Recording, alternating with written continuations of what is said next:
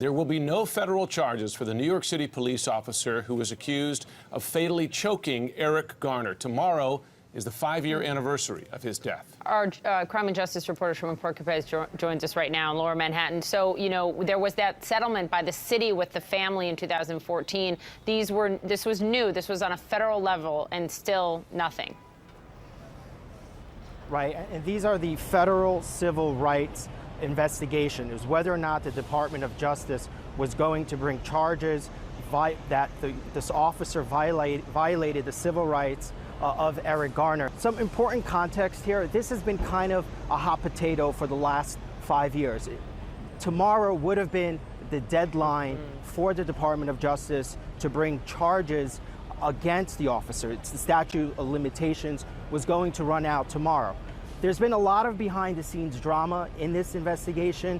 There were FBI agents who did not feel there was enough. They were investigating this, and they felt there wasn't enough to bring charges against the officer. Also, the U.S. Attorney's Office, they, here in Brooklyn, at one point, about a year or two ago during this investigation, they too did not see there any need for charges, but people at the Department of Justice, the attorneys in the Civil Rights Division at the Department of Justice, did want to bring charges, but then what happened is we had a change in administration. The Trump administration came in, and so this case has sort of just languished. And now we have a decision from the Department of Justice. After all these years, they say they are not going to bring charges. Be a press conference here behind me at the U.S. Attorney's Office at 11 a.m. Bombastic, blonde, one of Brexit's big backers, Alexander Boris de Pfeffel Johnson is known simply as Boris to the British public. Sometimes called a Marmite politician, you either love him or you hate him. New York born, Eton bred and Oxford educated, a man gaffe prone and unpredictable enough that the phrase Boris is Boris has become an adage in British politics.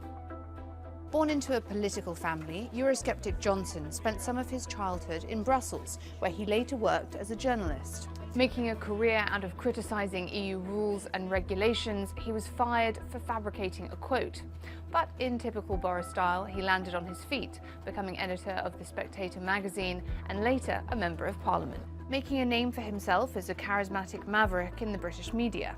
In a political triumph, he was elected London Mayor in 2008. Made headlines during the 2012 London Olympics for championing the City of London and getting stuck on a zip wire.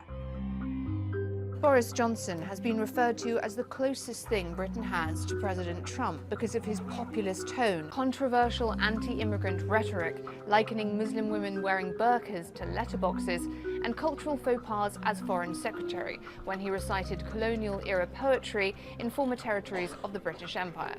Donald Trump has called him a friend and a good candidate for Prime Minister.